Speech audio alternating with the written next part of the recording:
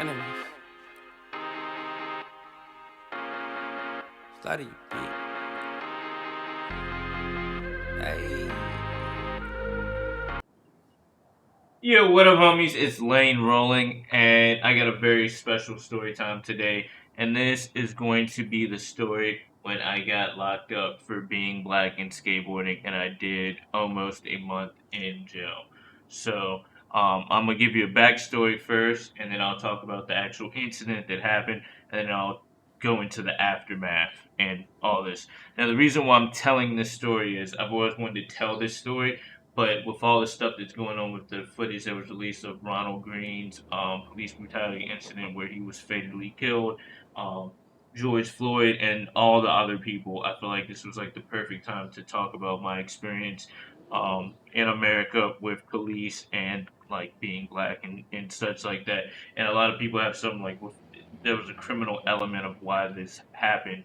In my case, there really was no criminal element of why it happened, and then even the way I handled the situation to be treated the way that I did, um, which is kind of like messed up. So if you're new to my channel, I would really appreciate it if you hit the subscribe button, also hit the like button, and if you have any questions or you need to talk about anything that situations that happen to you, please put it in the comments. So first, I'm gonna give you a backstory of where the incident happened and what happened prior to everything going down. So the day starts off. I skated for a skate shop called Attitude Skate Shop. Every single day, we would all meet up at the skate shop, and we would just go hang out. We would talk about whatever. We would meet up, and then we would go skate spot. This particular day, we met up. We met up there, and we were going to meet up with our filmer, and then we were gonna go skate spots. So and film and get photos and stuff. So we all meet up there, we're chilling. We go out. The whole day's freaking awesome. Now, also, I want to go into telling you about. I'm from, just like I said, Washington D.C., DMV area, D.C., District of Columbia, Maryland, and Virginia.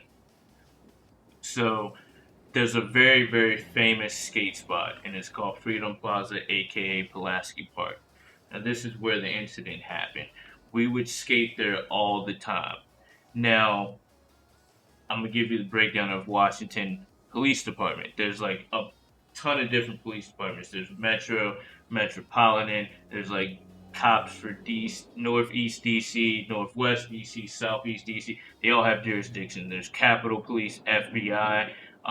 But the the worst out of all of them are called Park Police. Park Police has the biggest jurisdiction out of anyone, which that means like a metropolitan cop can't go in a park and arrest you or write you a ticket.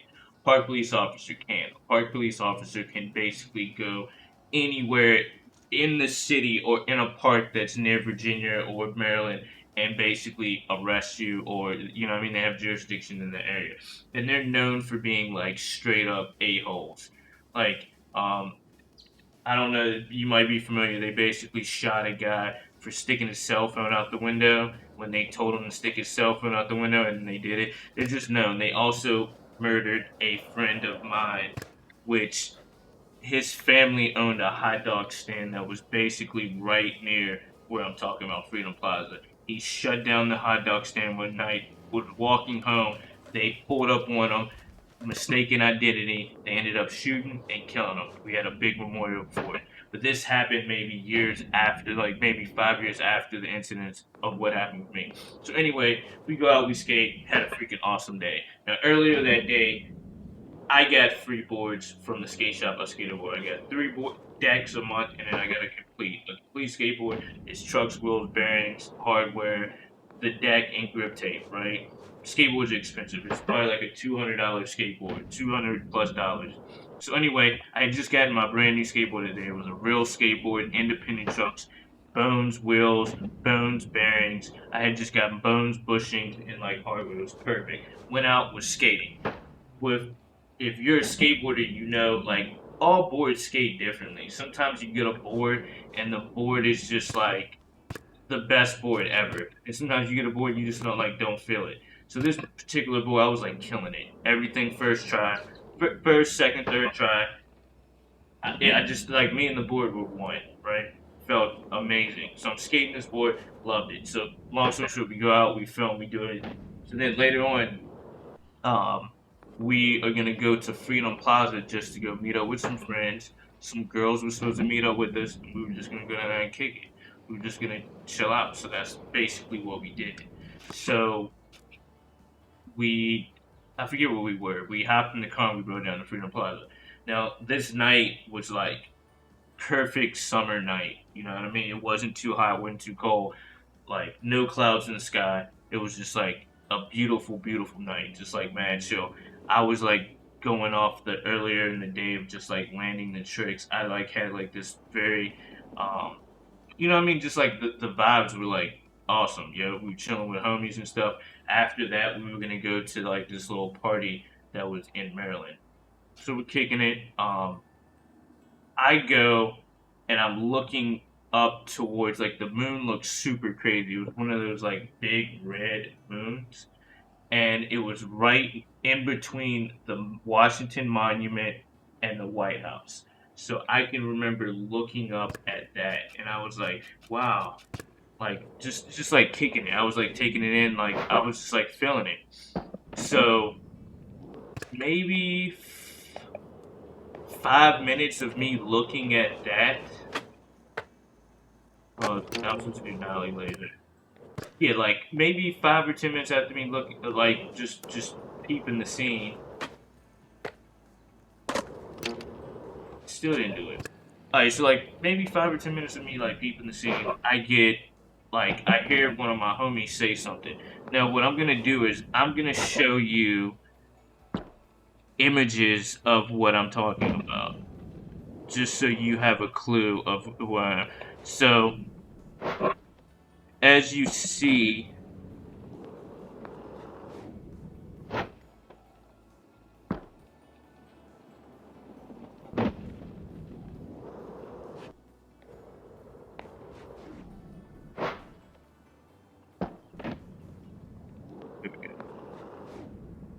as you see right here,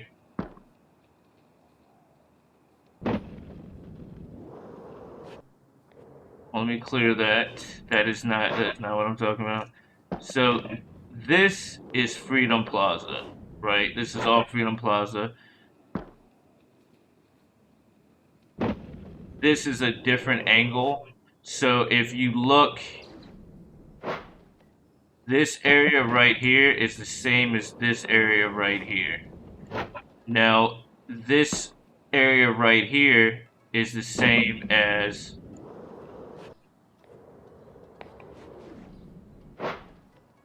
this, same as this area. Why can I do that? Huh? Let me clear that again.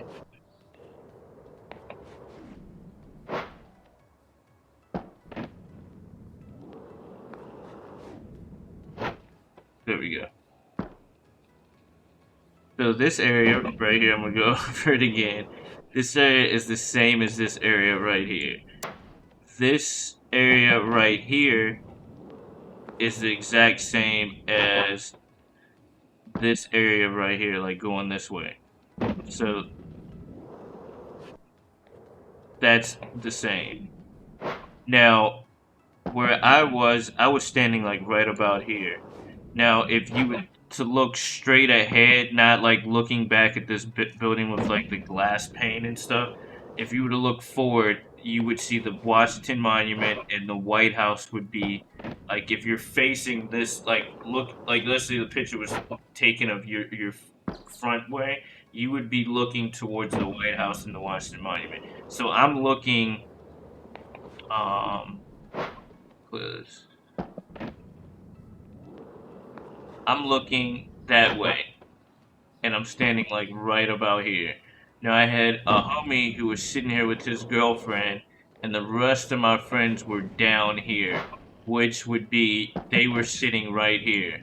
Now down here is what we call the dugout.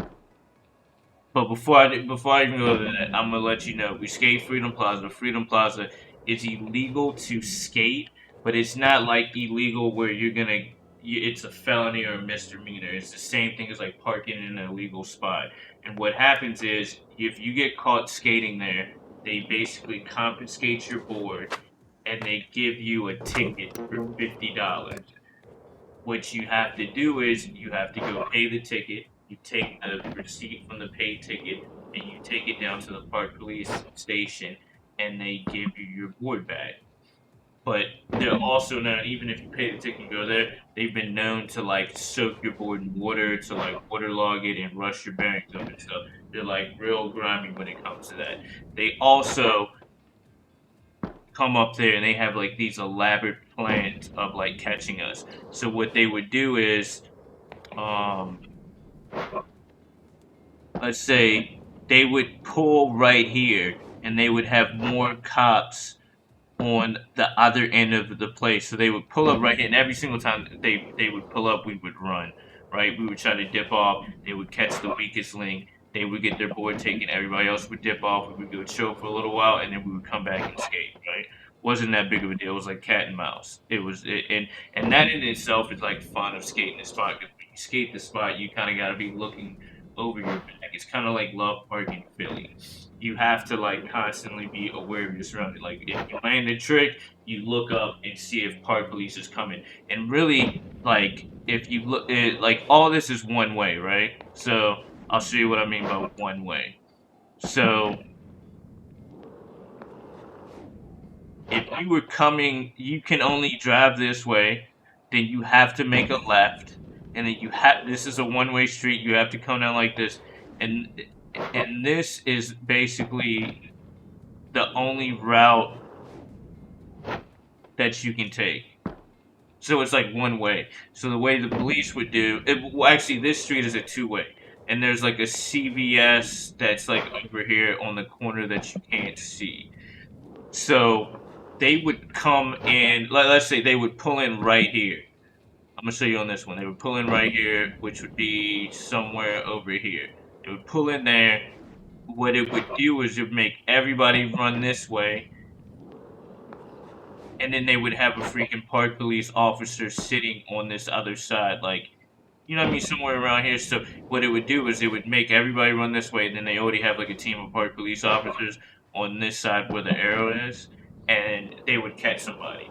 Now they would. There's no way they could catch everyone. We'd be like 40 or 50 skaters down there. Sometimes less. We'd be down there deep, especially in the summertime, like mad deep. So we would run the weakest link. We go. Sometimes, like most of the time, I didn't even run. I would let everybody run everywhere, and the park police officers would chase them, and I would just dip off. Also, there was an unknown spot. Let me see where this spot was. Right here. There's like a opening where you can lift up the ground and you could stash your board underneath there. But only certain people knew about it, and there's like only 4 or 5 boards you could fit. So we would lift that up, stick them down there. At a certain point, our police officers found out about that, and they would go there. So most of the time, I would just like I wouldn't even run. When I was a little bit younger, I would run all the time. I would literally let everybody run off, and then I would just like walk away like nothing was up. Also, when I told you the story about the people at the hot dog stand, I was mad cool. It was a lady, her 2 daughters, and her son was the one who was murdered. It was cool with both of her daughters and her son. So sometimes I would run over there. Or I wouldn't even run most of the time. I would just like walk over there or run. I would be like, yo, can I leave my board here? They would stash my board underneath the hot dog stand.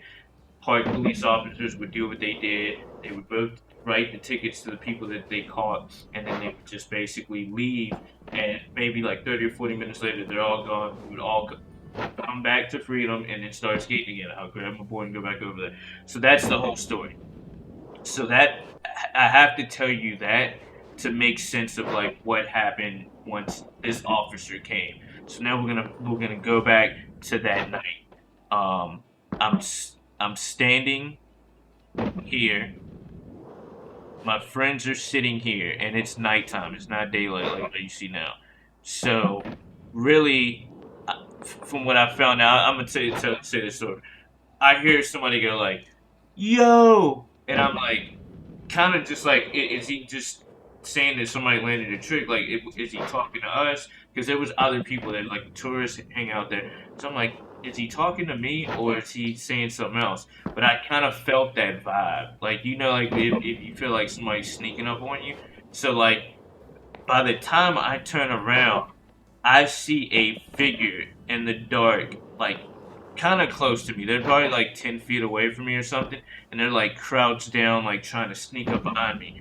And at that point, I'm like, I don't, if my fight or flight, yeah, is that what it said? Flight or fight, like kicks in, and I'm like, should I run or should I fight? Like, I don't know who it is. Like, at this time, nobody said, yo, I'm getting you. Nobody was like, hey, this is the police or anything. So when I turn around and I see them, they see me looking at them and they like kind of stop crouching and start running towards me. At this point, my flight kicks in. I start to run, right? And I'm running this way. Now, as you see, I gotta clear this. As you see, this wall goes all the way down Freedom Plaza. And what this wall is you see there's a bench here.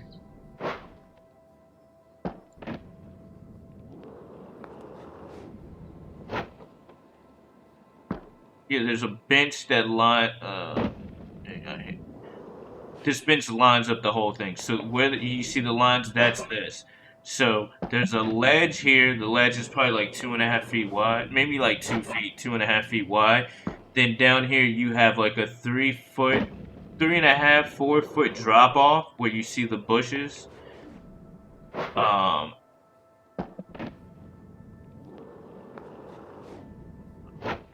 yeah. So you see these bushes right here. There's like a 3.5 foot drop off right here. So and then there's like a flower bed, and there's the gap, there's like a sidewalk, and then the street. So I'm running towards this side, but down here. This is like further down Freedom Plaza or Pulaski. So I started running that way. When I run, I try to pick up my skateboard, and I can't because it's like I just like ran and I couldn't. Like I fumbled with it and dropped it. At this point, I'm like, F it. I start running. At this time, I still don't know it's park police. Park police have never been like, hey, this is police. What are you doing? They never informed me of anything. They never even said who they were. So I just run, and I'm running full speed, and I jump over this whole bench, over the bushes, into the street. Like I like at that point I could jump far. I clear the whole thing. Soon as I jump, I like land, roll, and I just keep running. And I run towards a museum that you can't see, but if you're looking towards the arrow, there's like a little museum that's right in front of there. I run. As I get there, I'm like, I got away, but I start thinking, I'm like, yo, I just left my board there. I just got that board today.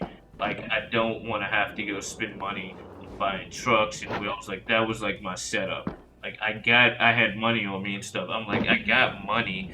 Why don't I just go back and say, write me the ticket, go pick my board up tomorrow, and make everything like completely easier on my life? So that's what I decided to do. So I walk back. I actually I walk up these stairs right here, and then I walk this way up these stairs. Now, by that time, if you see over here, this is where those stairs are. So I start walking this way.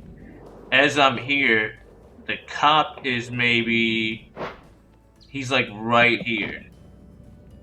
I'm right here. So I'm walking towards him. I see he's carrying my skateboard.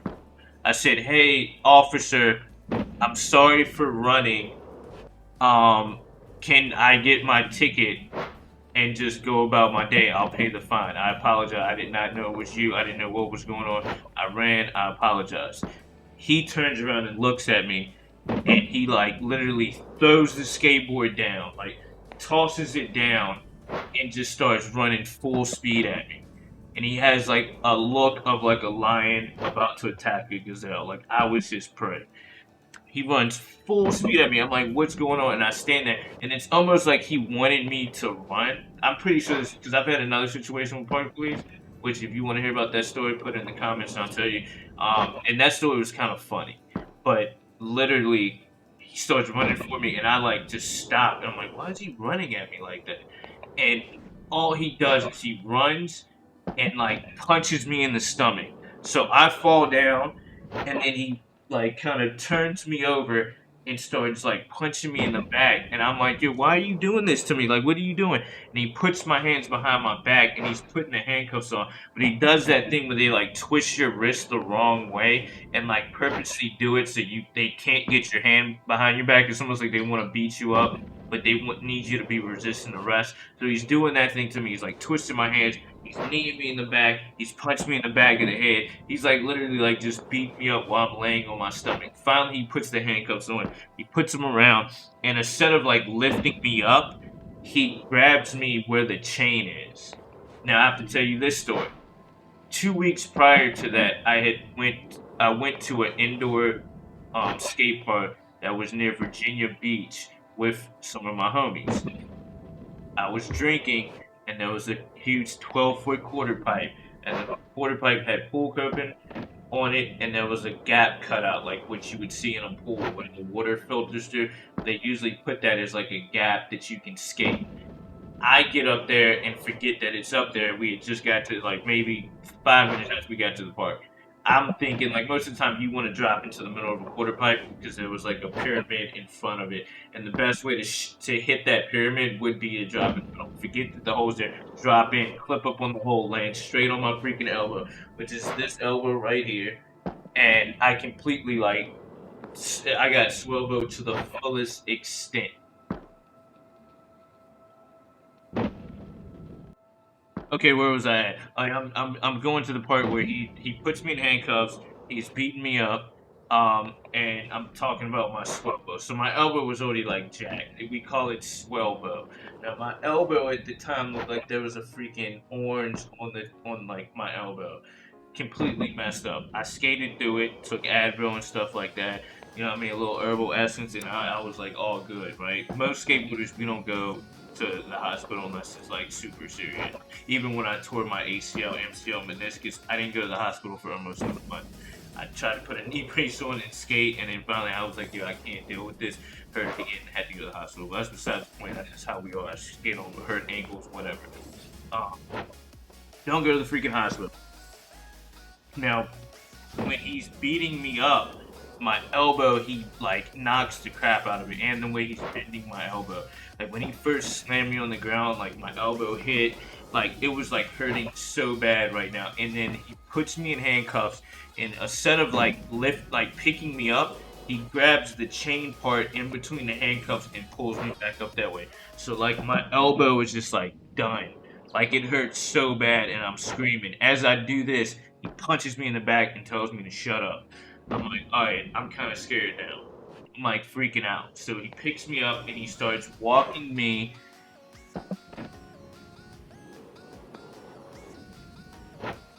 He starts walking me. Let me clear this real quick. So where he's beating me up is he's literally beating me up right here. After he beats me up, he walks me straight this way. And where he walks me to, and this is very, very ironic, he walks me straight over. And look, if you look at this right here, this this is a park police officer right here. So this is a park police officer. This is the way the car looks. Let me see if I can blow this up a little bit more. So this is a park police officer. So he ends up walking me directly over here. Walks me, and you can kind of see this is the stair set. Let me go back to this so I can show you. So as you see, where I have the arrow, this stair set that you see right here, this is the ledge that comes out. You can almost see the handrail right here. So he walks me down there. He walks me over. And the whole time he's walking me, he's like he hit me like two or three more times, like in the back. And I'm like, why are you arresting me for skateboarding? I keep saying this to him, and I'm like, what are you doing? Like, why are you arresting me for skateboarding? And he legitimately looks at me and says, I'm not arresting you for skateboarding. And I said, what are you arresting me for? He's like, I haven't figured it out yet. So he comes over and he sits me down literally right here. So I'm sitting down on the sidewalk. He doesn't even sit me down. He like pushes me down, and I kind of like like if you sat down too fast and you fall back. That's what happened. I fall back with my like basically on my hands, handcuffed behind my back, on my elbow, and I'm like, oh my god, yeah. Like I'm freaking. My head's bleeding, my elbows are bleeding. I feel like I have internal bleeding. Like he like straight up dog. He beat the crap out of me. So I'm sitting down right here. Now, what he does, he sits me down and then he walks this way. Now, what I didn't tell you is they basically, when they came to get us, they parked here. It was him and his partner. My homies that I told you were sitting right there, they ran.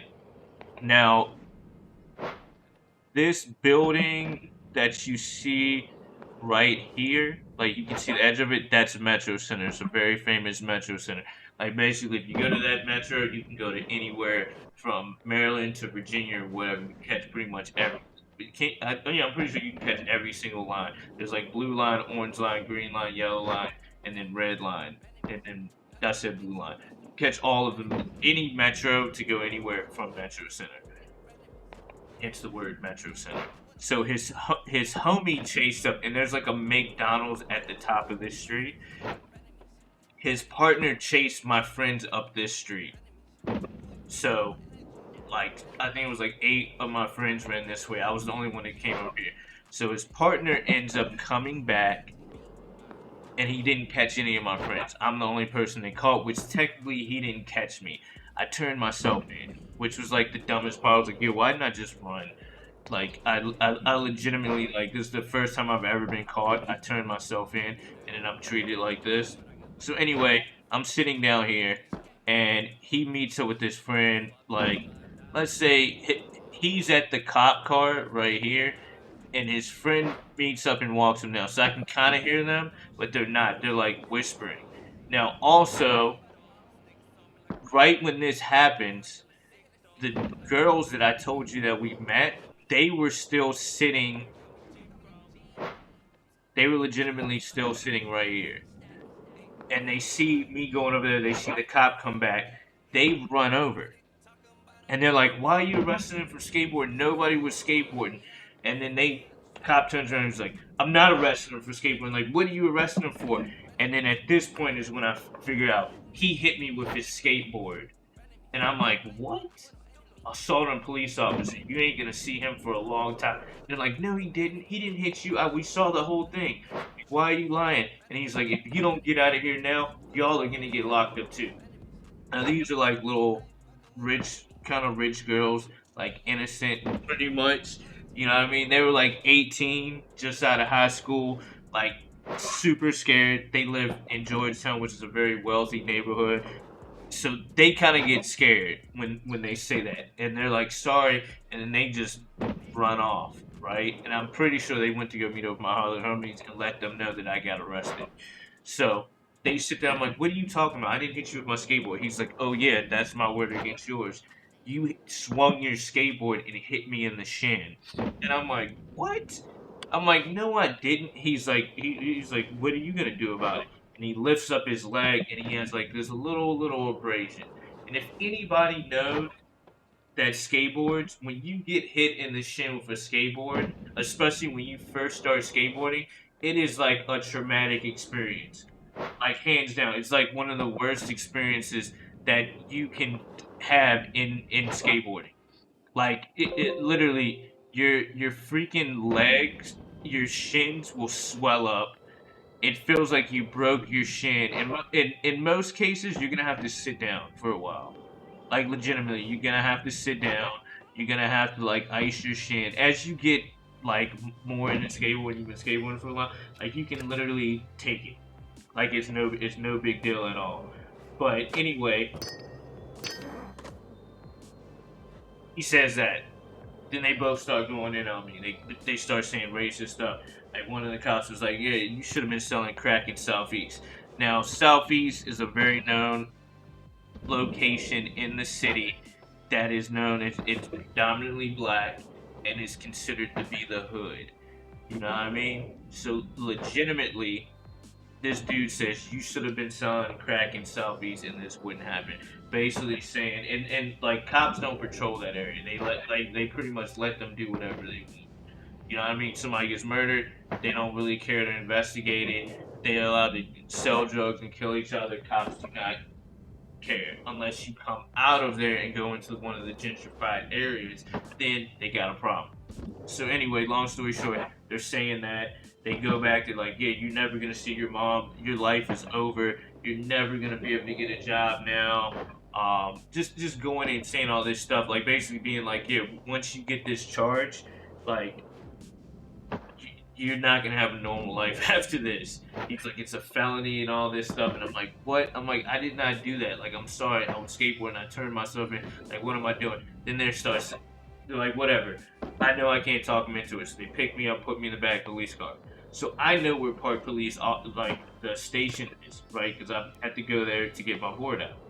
So we start going, we start driving, and I can tell that we're not going to the Park Police Station. Now, the guy who arrested me is driving. His partner is sitting in the back seat, and his partner turns around and he starts looking at me. And his like I don't want to say nothing about like, but his partner was like, what you would think a KKK member that was a cop, what he would look like skinhead, kind of heavy set glasses, had this country accent. He said he was from West Virginia, and he said, "Y'all don't do too well around where we are." Like saying a bunch of racist stuff. I can't remember exactly what he was saying, but he was saying like a lot of stuff, and they were like also saying, "You know, we could say you resisted arrest, and you might not ever make it to the police department." And I'm like, "What?" And so at this point, I really started getting scared, and my elbow was hurting. So I'm like, "I need to go to the hospital," and I keep saying it. Like, I really need to go to the hospital. And they're driving around, they're saying all this racist stuff to me, and what they're trying to do, as I got older and thought back on it, they wanted to say things to me to provoke me into doing something so then they had probable cause or the reasoning to beat me up or kill me or do whatever. So at this point, I'm quiet. I'm not saying nothing. So we drove around for maybe like 30, 40 minutes when it should have only taken us 10 minutes to get to the Park Police Station. Finally, they take me to the Park Police Station. They take me out the car. He does the same thing. He like has the handcuffs on super tight, pulls me by the handcuffs until we get into the building. We get into the building, their demeanor kind of changed. They went to being more like, um, you know what I mean? They were trying to act like they weren't complete a-holes or being racist. So we get in there, and the first thing I see, the guy who books you and like takes your information, he's like this black dude. So me being 18, I'm like, well, hopefully this dude ain't like that. And they say, what are we booking him for? They take my information and they have my ID, all that stuff. And the officers are like, yeah, this one right here, I think he called me a punk. It's like, yeah, he swung his skateboard and hit me in the shin. And he lifts up his leg and he shows the dude because they have to take pictures. And the dude looks at him like for real? Like, are you tripping? Like almost like knowing that he's BSing and almost like mad about it. And but he's just not gonna say nothing because he can't. Now that's the reason why I have a problem with a lot of cops because cops can see certain things that are wrong and they just don't stick up for what's right because they don't want to lose their job. They don't want to be ridiculed for doing what needs to be done. So anyway, they book me, they take me back and all this stuff, and I'm talking to him and he's asking me all these questions about what he's taking my statement down. And basically I'm like, yo, I did not hit him with my skateboard. Like, do you really think I wanted all this on writing? Like, if I swung my skateboard and hit him in the shin for one, his shit wouldn't have been broke. And if I had the mentality to do that, then I would not have come back to turn myself in. I would have kept running. Like nobody's just gonna hit a cop in the leg with a skateboard and then be like, "Hey, I'm turning myself in." Like that scenario just like does not pan out. So tell him all this stuff, and I'm like, "Yo, I really need to go to the hospital." At this point, my elbow is super swollen. He sees it. He writes up everything, and they basically fingerprint me, and they say that they have to take me to the hospital. Right? I thought somebody else was going to take me to the hospital. These dudes take me to the hospital. They do the same thing with when we get in the car, and they're like, "Oh, you think you're smart? All this." And he's like, "You know, you're going to jail." They just keep saying all this like messed up stuff to me. Just like I feel like a lot of cops, and this is what a lot of people don't say. Like, let's say we talk about somebody's record, right? And you'd be like, this dude had a bunch of arrests. Like, cops can arrest you for anything, and now it's on your arrest record. Whether you're found guilty for it or not guilty, like, people don't care about that. Like, if I go to a job, they look that I got arrested, right? I just had a background check and I got it back because I do Uber Eats. Now, every arrest that I've had like 4 arrests, and I've been found not guilty for everyone but this. Well, I've been found guilty. I'm not gonna say anything, but I've been found guilty for a lot of them. All of them are on my record. So when a job sees that, it looks I got arrested for this. Most of the time, when I got arrested for this stuff, it was completely like fabrication of the police officers. And when I went to court, it was proven um, without a doubt that I was innocent of these crimes. So that's why it got dismissed. So the point that I'm trying to make is like I've been in certain situations where I got pulled over for definitely being black, and they basically do something bogus. They arrest me for it, and then when I go to court and I have my lawyer and all my evidence, I get found not guilty. But that sticks on your record, and I think a lot of these cops do this on purpose, especially to black men. I'm pretty sure they do it to white men too. But I've had white friends that completely commit the crime, and for some reason it doesn't end up on their record, or you know what I mean, it's just the complete opposite. So I've been on both sides of the fence and kind of know firsthand that there is a you know what I mean, um, there's like a difference. There's definitely discretion when it comes to like people's records and how people are going to arrest or handle crimes. So anyway, I get they end up taking me to the hospital. Once I get to the hospital, the nurse looks at, they check on it, do all the vital checking stuff. The nurse looks at my elbow and is like, "Oh my gosh." She like kind of freaks out. As soon as she sees my elbow and looks at everything, she looks at the officers, right? And I can tell she kind of feels like you know when people know what's up, right? They something seems up, especially with like my temperament. Like I handle myself in a very different way. I'm not like I'm definitely would not be considered a thug, and I'm very like polite and cordial, and you know what I mean. I'm like yes ma'am and stuff like that. Like I'm not that type of person. You know what I mean? So then they tell her what happened, and then she's like, "Oh my god, do you need to be checked? Like that would hurt really bad." And all this, like basically making it seem like if I hit him in the leg with a skateboard, like he shouldn't be walking. And he's like, "No, no, no, I'm fine. I'm a tough person." And then she looks at him again. So, like everybody in this situation pretty much knew this dude was like BSing, but there's nothing they can do because he's a police officer. They have the power. So anyway, they sit me down. They check me in. I go get an X-ray, and this is when I found out that I had basically shattered my elbow. I really don't think it happened at this time. I think it happened 2 weeks prior when I was at that skate park. But he definitely tweaked something again. Him hitting it didn't help me out. So they see that, they're like, "Yeah, if you want to, like, you don't have to get surgery. It will heal, but it will not completely heal unless you get surgery, and you would have to get there's like bone fragments and stuff. I don't know if you can see that, but basically, if I push down on my elbow now, it like moves around, like." Like I can like push it in and it will stay in.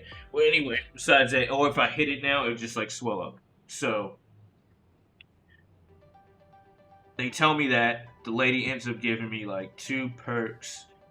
I forget they were like 2 15s, right? She gave me like a pretty high dose of Percocet and like Advil or something else, and she takes me back to my room. I'm sitting in this room. So what happened is they let me stay in the hospital until I had to go to court in the morning. So they basically say that I have to sit in the hospital for freaking 6 hours until I go to freaking court. So I'm sitting up there. They have me handcuffed to the bed, and both of the cops have to stand up.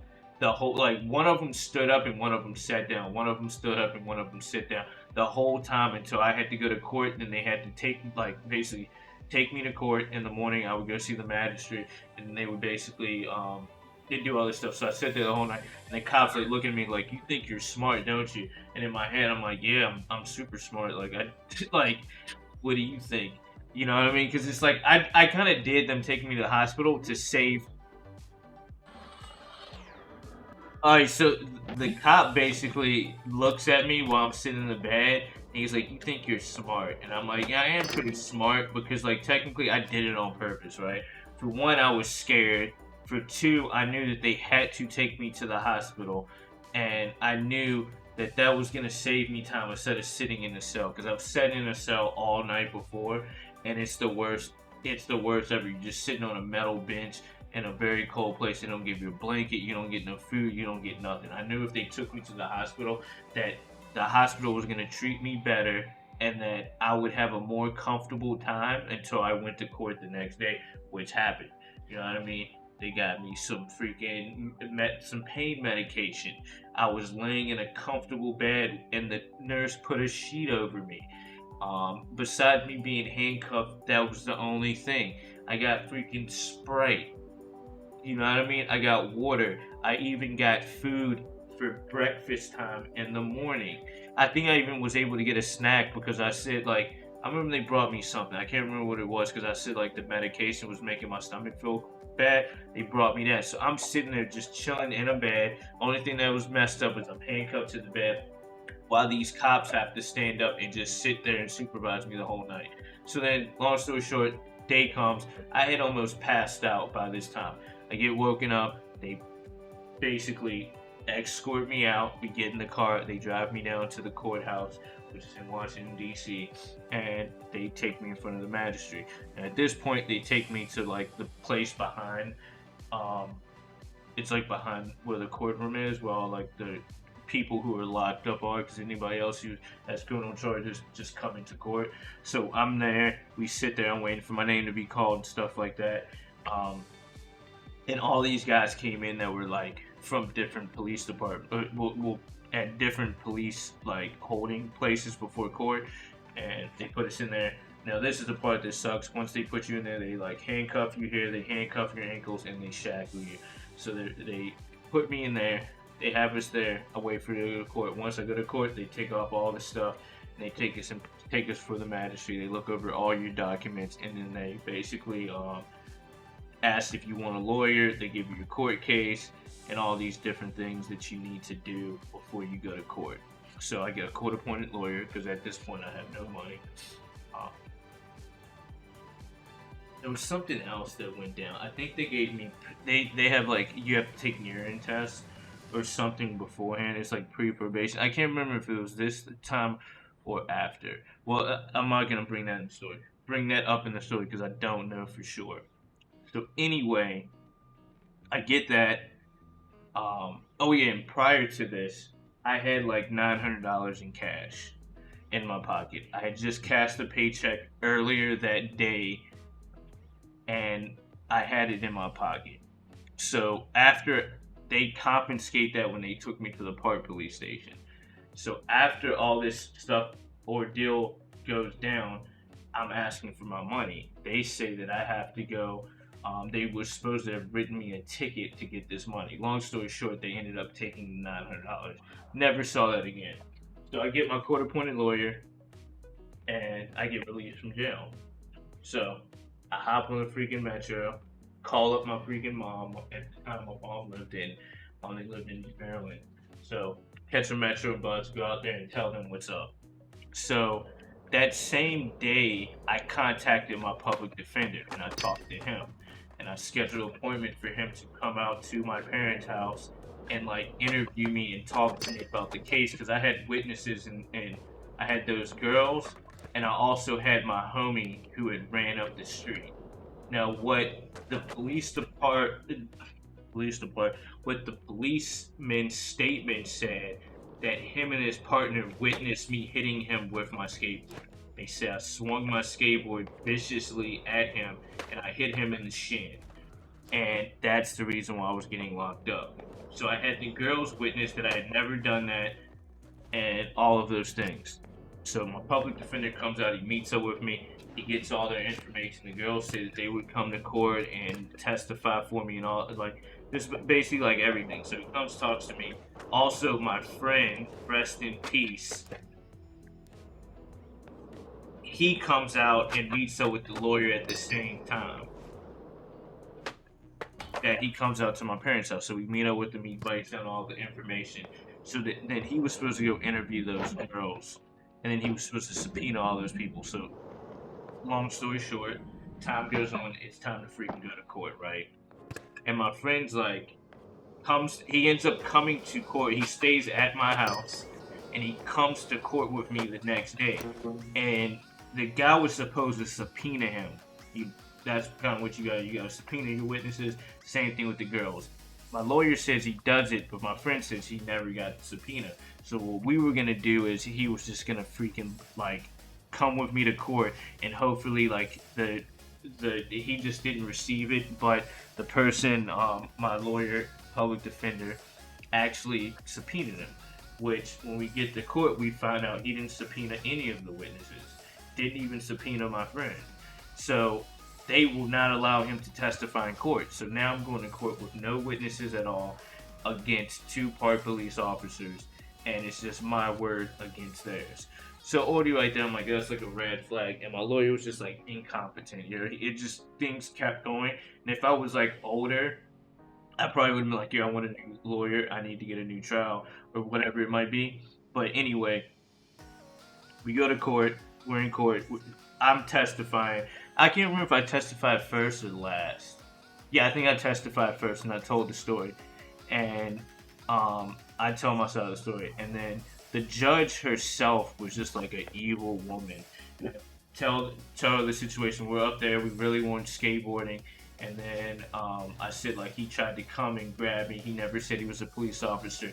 I ran off, jumped over the fence. I felt bad, so I came back, turned myself in. At that point, he beats me up, throws me on the ground, and then locks me up and says I hit him with my skateboard, which I definitely did not do, and all this stuff. So when I said, "Why are you arresting me for skateboarding?"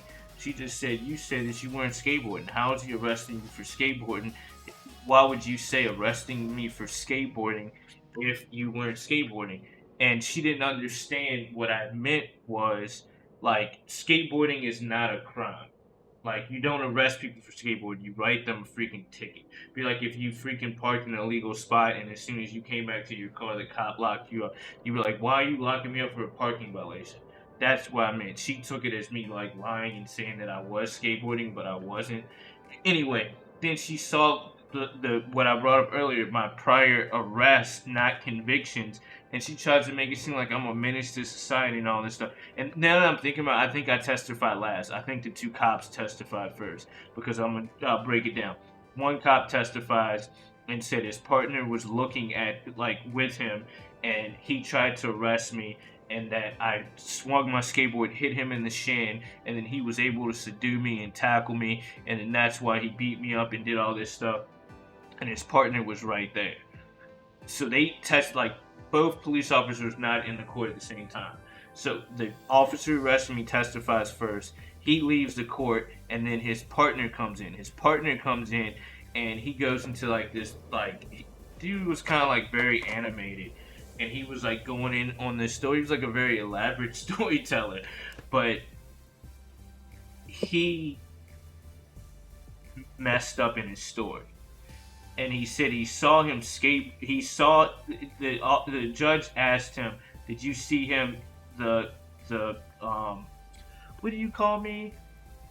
I don't want to call myself a convict. The defendant. Yeah, did you see the defendant hit the victim in the leg with a skateboard?" And he was like, "Yes." And then she was like, "So what happened?"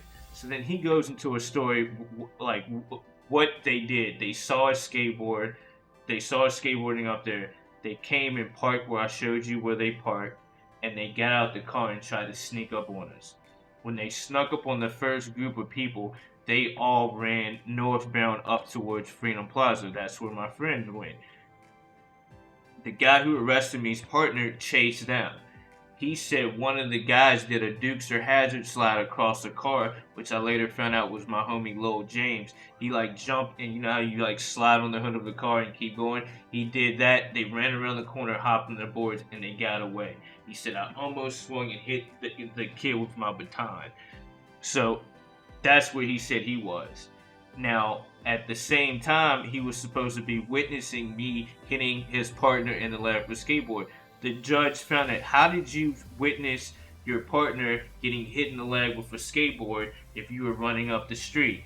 He stutters. His whole demeanor of like being this like very confident person goes out the window. He turns bright red. The judge starts being like, "Why are you lying in my courtroom?" and all this. Kicks him out of the courtroom. At that point, I'm like, I won. Even my public defender had like a look of victory in his face. My mom was in court with me. She was like, "Oh my god!" And everybody in the courtroom was like, kind of like on edge about this. You know what I mean? It was like a movie. And I'm like, I'm definitely gonna get off on this until I go to court. I mean, until I testify. When I testify, just like I told you, I say the story. She gets me off on why did you freaking why were you saying that you're skateboarding when you're not skateboarding? She goes off of that, then goes off of my record that was like only arrests. I never got found guilty for stuff, and most of those situations were in the same like context as like cops arresting me for something. Like I grew up in Richmond, Virginia. I would get pulled over, and the cop would be like, "Oh, I smell whatchamacallit in the car. I smell herbal essence in the car." I'm like, "I don't have any herbal essence." And what they would do is they would legitimately write me up for attempted possession of something, and then I would have to go to court, and then I would get a public defender, and the case would get dismissed. That's happened to me like several times. So she says that I'm like a menace, and then I'm even at that point, I'm like, I've never been convicted. She's like, blah blah, you like just goes in on me, and then she finds me guilty. She gives me a year in jail. She gives me assault on a police officer. That's what I get convicted for.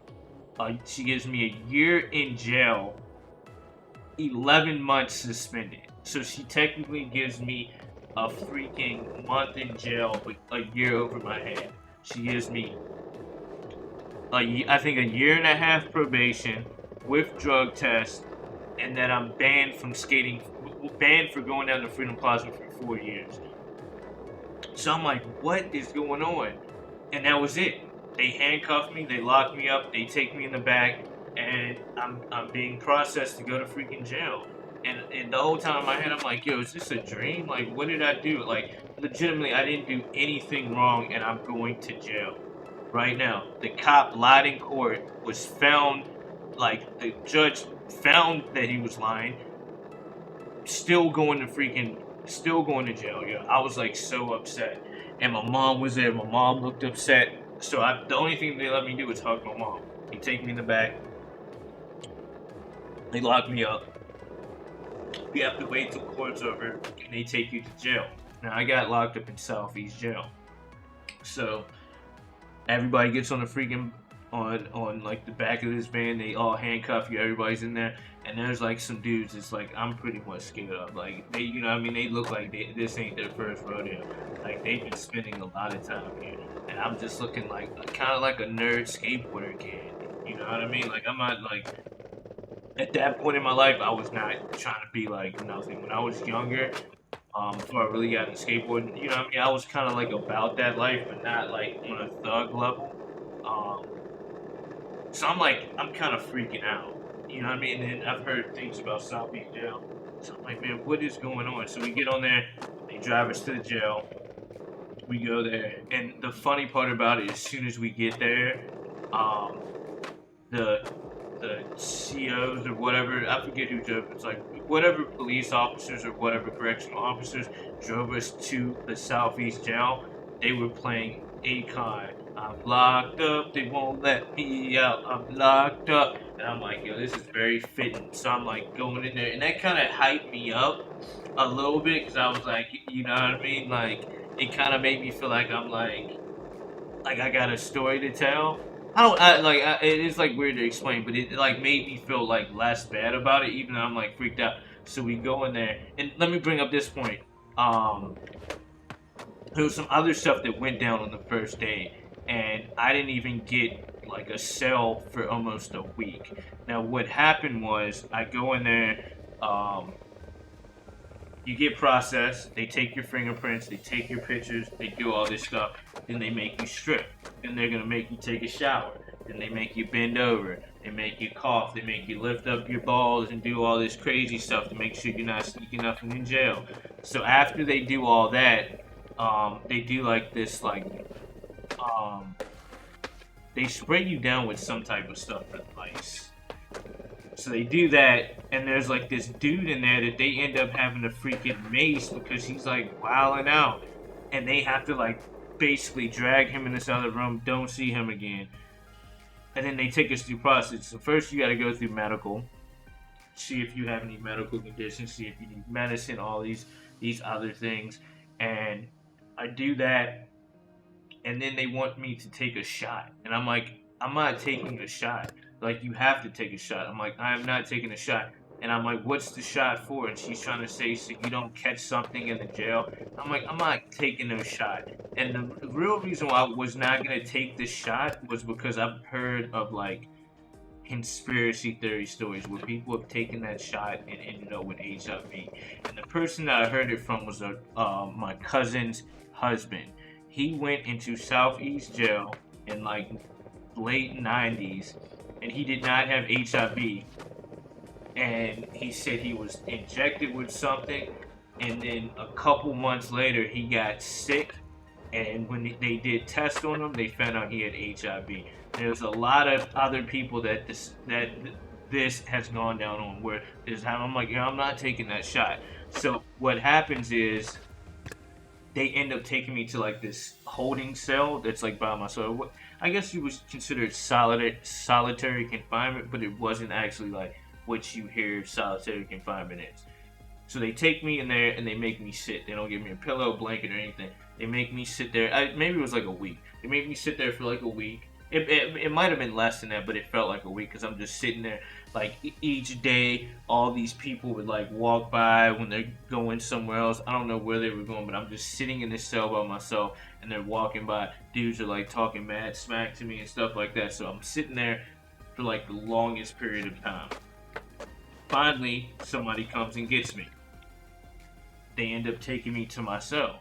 So I go to my cell, and there's a guy in there.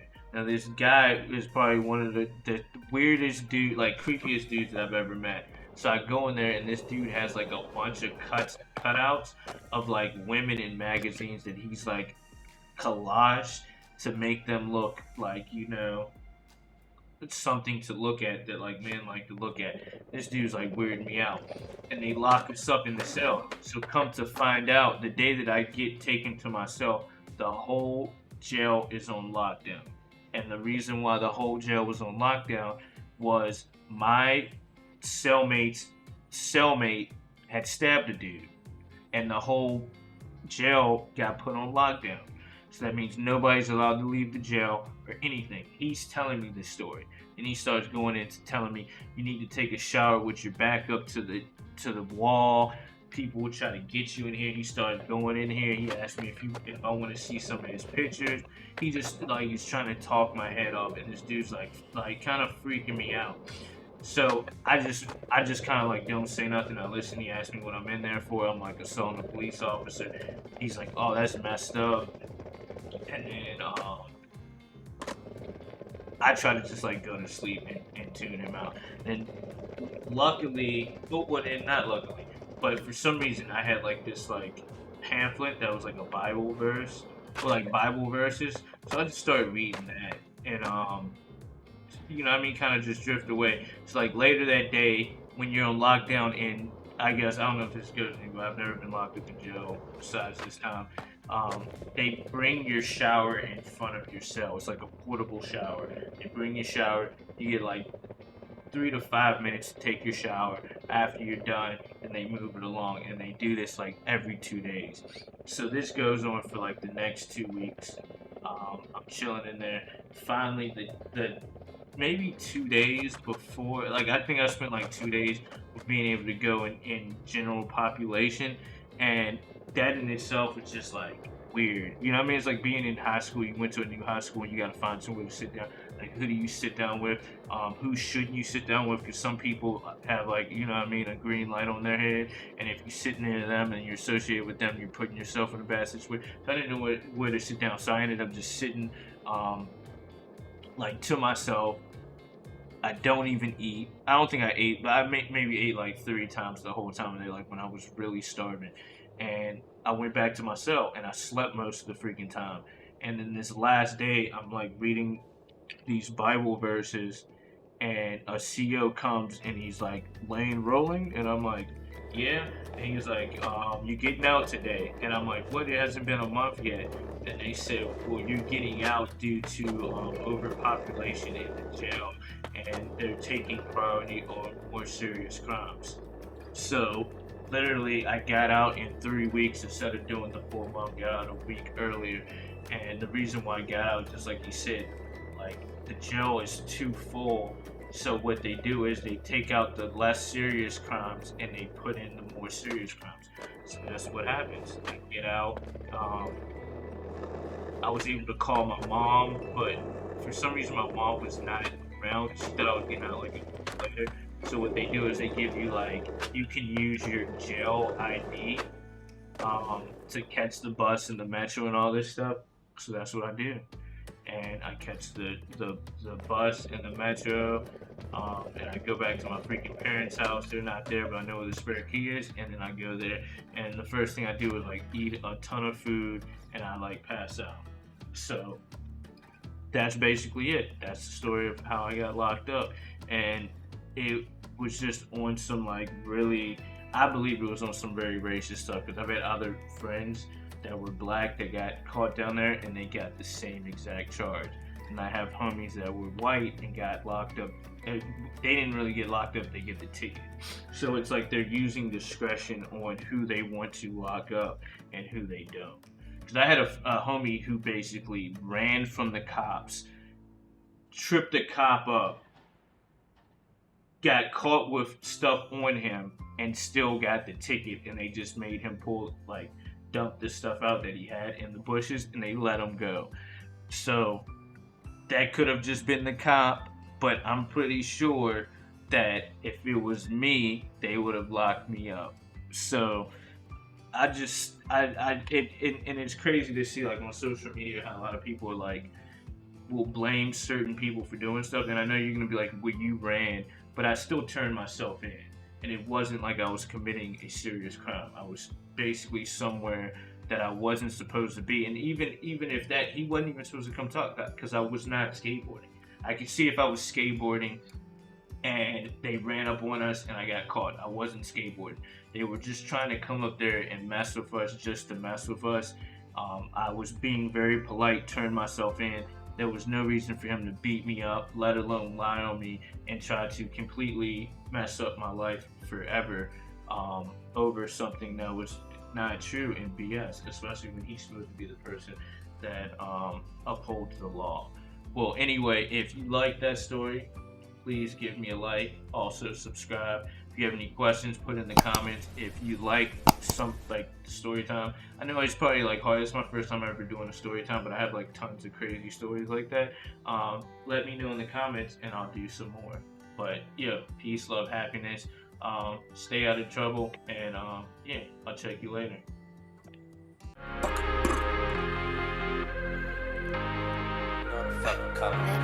He played that one.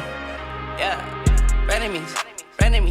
None of you niggas get close to me. Frenemies. You ain't fucking with my energy. Frenemies. I ain't fucking with no enemies. You ain't fucking with my loyalty. Frenemies. None of you niggas get close to me. Frenemies.